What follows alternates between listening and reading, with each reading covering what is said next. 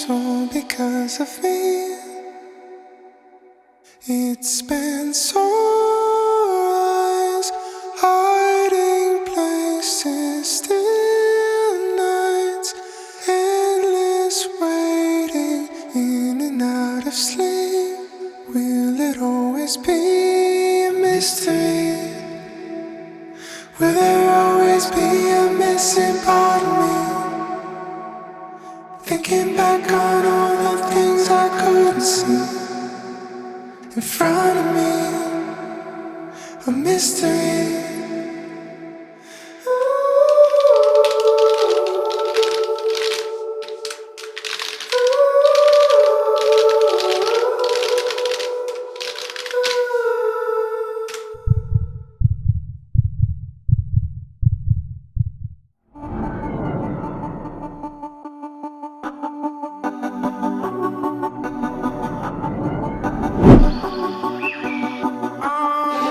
Guten Morgen.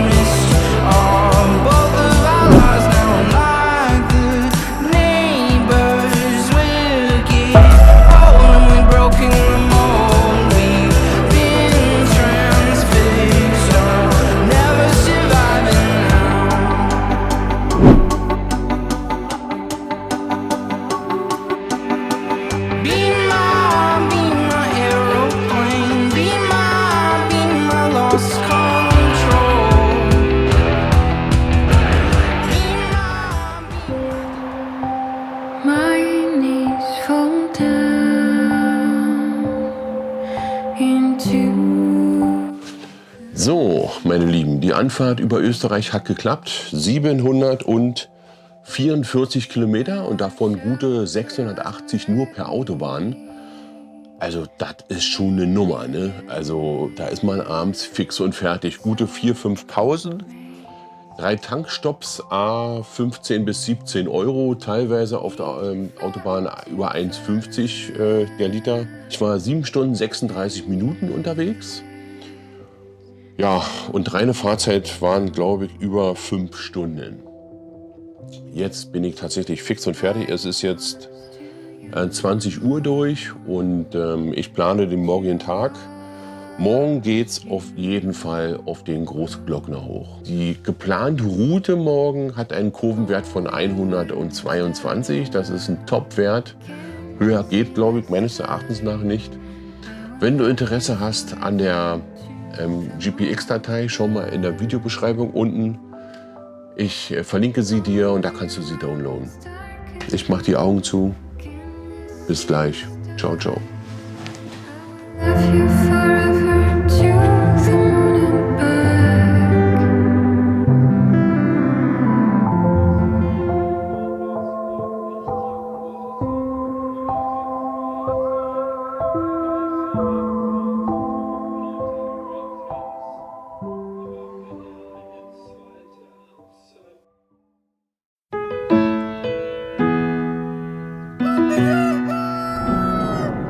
You're the wind in my sails, you're the pull of the sea, you're the wish in the well, you're my faithful belief.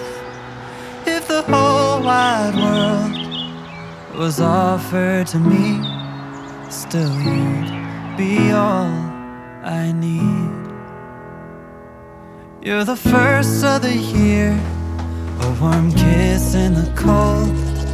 You're the whisper in my ear when I need it the most.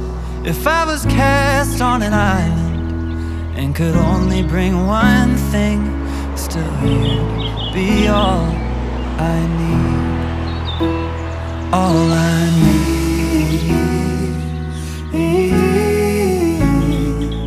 I need.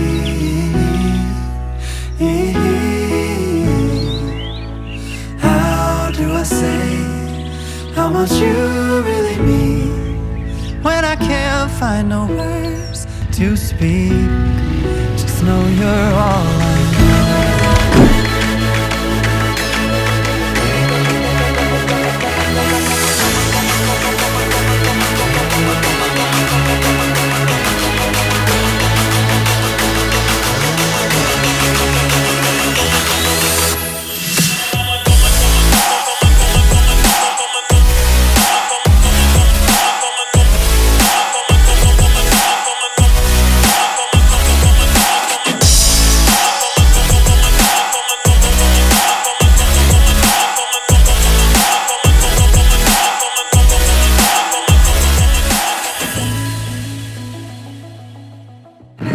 So, dann zahlen wir mal schön Maut, ne?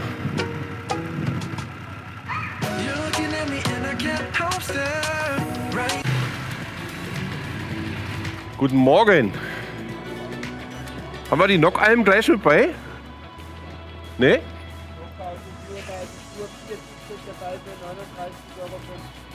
Ja. Bekomme ich das? Weil ich will auf die Nockalm auch rauf. Dann macht ja Sinn, ne? Oh, diese Wuschelei hier, ja. Ja, Kreditkarte geht, ja? Moment, wir mal gucken hier. So hier.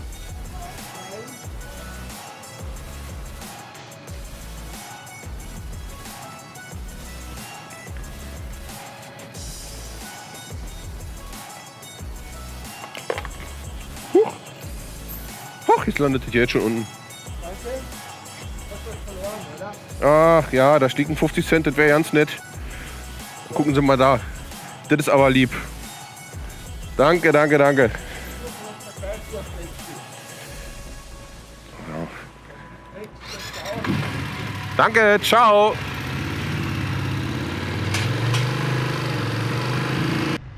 Die Großglockner Hochalpenstraße ist gut 48 Kilometer lang. Hinzu kommen die Abzweige auf die Edelweißspitze und zur Franz-Josefs-Höhe am Pasterzengletscher. Was zusammen rund 70 Kilometer Fahrspaß mit 36 Kurven in einer Traumlandschaft rund um Österreichs höchsten Gipfel bedeuten. Ich starte an der Mautstelle Verleiten hoch über die Taxenbacher Fusch, wobei das Fahrvergnügen sich aufgrund des starken Verkehrs in Grenzen hält.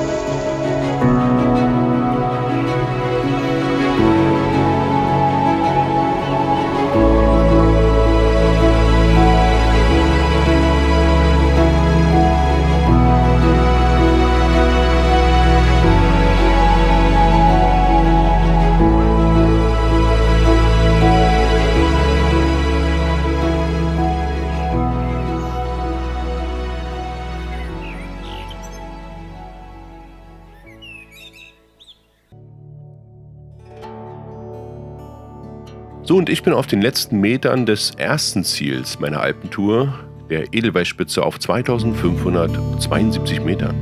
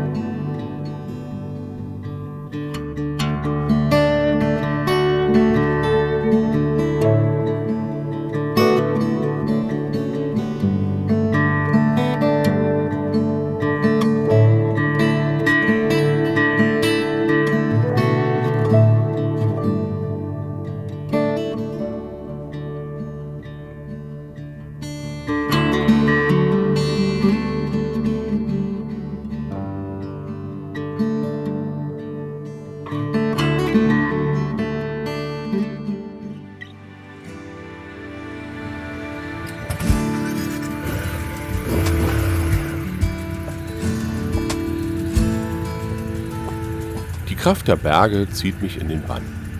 Es wird nun Zeit für mich, entlang der Großglockner Hochalpenstraße weiter in Richtung Süden zu kurven.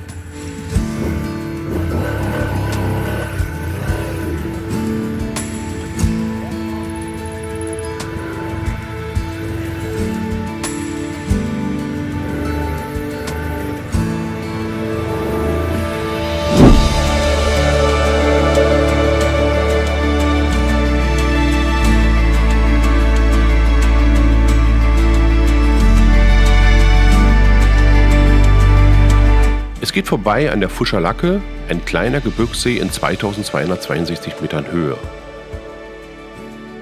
Neben dem See befindet sich ein original erhaltenes Straßenwärterhaus, in dem in einer Dokumentation die Geschichte der Errichtung der Straße und die damaligen Lebensumstände der Arbeiter gezeigt werden. Weiter geht es durch den 115 Meter langen Mitteltörl-Tunnel, einer der beiden Tunnel an der Großglockner Hochalpenstraße, der sich auf 2373 Metern Höhe befindet. Hat man den hinter sich gelassen, genießt man auf der östlichen Seite einen herrlichen Panoramablick.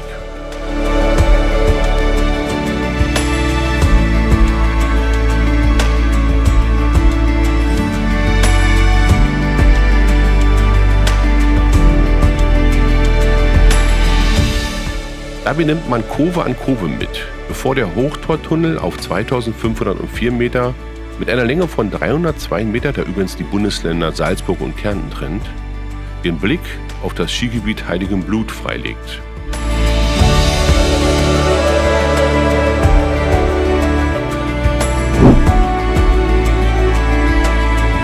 Entlang der Großglockner Hochalpenstraße kommt nun mit der schönste Abschnitt mit einer Vielzahl von Wasserfällen und einem herrlichen Blick ins Tal. Hier solltest du dich nicht von der bezaubernden Natur ablenken lassen. Dieser Abschnitt ist perfekt für Motorradfahrer. Eine gefühlt endlose Zahl von tollen, langgezogenen Kurven, gespickt mit Wasserfällen und Gastwirtschaften. Bis sich der Blick auf die Pasterze ergibt, der mit 8 Kilometern Länge der größte Gletscher Österreichs und der längste der Ostalpen ist und sich am Fuße des Großglockners befindet. Im Übrigen hat sich die Fläche des Gletschers seit 1856 um knapp die Hälfte verringert.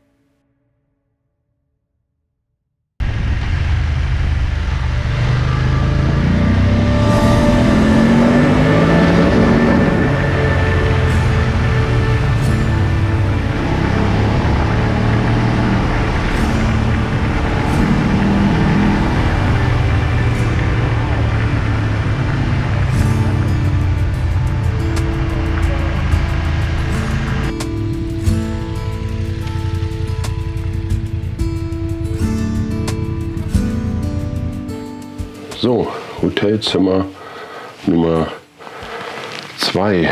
Ich befinde mich hier in Kärnten. Und zwar, wie heißt das Nest eigentlich? Keine Ahnung, ich blende es ein. So, 57 €. Großer Schrank. 4 Betten. Ja, man glaubt es kaum. Balkon. Da gehen wir gleich raus. Wir gucken erstmal, was Duschen und Waschbecken ausmacht. Ja, sieht gut aus. Fernseher ist mit dabei und einmal den Blick raus. Schön ist anders, aber naja. Besser als nichts, ne? Ja. So, ich möchte mal ein Thema ansprechen bei solchen Touren, und zwar das Wäschewaschen. Wie wascht ihr die Wäsche, wenn ihr auf Tour geht? Ich persönlich, ich zeige euch das mal. Ich drehe mal die Kamera rum. Zack. Ich persönlich nehme so einen, wie heißt der eigentlich? Schrubber. Ein Waschsack, ein Waschbeck. Da kommt quasi die Wäsche rein, Waschmittel rein, dann wird gerollt. Nee, Quatsch, also man schließt den Clip, dann hier, dann lässt man, wo ist er? Hier lässt man die Luft raus und dann schrubbelt man. Das ist quasi eine transportable Waschmaschine. Da sieht man das, die Schrubbel hier. Und ja, dann schrubbelt man den circa, was steht hier drauf? 30 Sekunden bis 3 Minuten. Dann das dreckige Wasser raus, frisches Wasser rein und dann kann man die quasi aufhängen. Also ich persönlich finde das richtig geil. Ich habe das vorher immer im Waschbecken gemacht, aber der Waschbecken, ich weiß nicht, vielleicht kennt ihr das in den Hotels, da ist manchmal das Waschbecken nicht zum Schließen. Und ja, und dann hänge ich mir die Wäsche in meine Pension, in mein Pensionszimmer rein. My fate is not. So, ihr Lieben, ich habe es in die Pension Nummer 2 geschafft. Irgendwo in Kärnten in der Nähe von der Nockalmstraße. Ja, heute lag der Großglockner an und muss als Fazit von meiner Seite her sagen, dass er schon ziemlich überlaufen ist. Ne? Also er ist toll, keine Frage. Tolle Berge, tolle Gegend, tolle Kurven, tolle Straßen, aber Autos über Autos und Fahrräder über Fahrräder. Und jeder will ihn sehen, so wie ich auch. Es ist einfach zu voll. Also bildet euch nicht ein, ihr könnt hier schön Motorrad fahren, wenn ihr auf den Großglockner fahrt. Der ist einfach dermaßen überlaufen, dass man nicht vorwärts fahren kann, zumindest nicht normal. Ja, hoch zur Edelweißspitze habe ich im Stau gestanden, da habe ich gute 30 Minuten gebraucht. Da war ich irgendwann oben, habe dann glücklicherweise einen Motorradstellplatz bekommen, habe meinen Aufkleber aufgeklebt. Hurra! Und ja, und dann ein paar Fotos gemacht und dann wieder abwärts. Ne? Dann ging es rüber zum eigentlichen Großglockner, habe mir den Gletscher angeschaut, alles sehr toll, aber eben auch sehr touristisch. Ne? Ja, und dann ging es weiter, wie ihr gesehen habt, Richtung Nockalmstraße. Habe es heute leider nicht mehr geschafft, es war schon ziemlich spät. Habe mir dann das Telefon, habe mir dann die Pension über booking.com gebucht und bin jetzt hier für knapp 57 € um den Dreh. Resümee vom heutigen Tag, ja, Großglockner muss ich nicht nochmal haben. Man hat es gesehen, als Motorradfahrer muss man es mal erlebt haben, als Fahrradfahrer wahrscheinlich auch, aber das war es dann auch schon. 219 Kilometer, 5 Stunden 24, ich gucke meine BMW-App rein, ich kann es leider nicht auswendig. Durchschnittliche Geschwindigkeit 41 km/h, maximale Temperatur 28, war schon warm, muss ich sagen. Und oben waren um die 16, 17 Grad auf dem Großglockner. Maximale Höhe 2647, zumindest das Handy. Und maximaler Schräglagenwinkel waren 35 Grad. I will love you forever to the moon and back. Only when it's dark enough can you see the stars. I will love you forever to the moon and back. To the moon and back.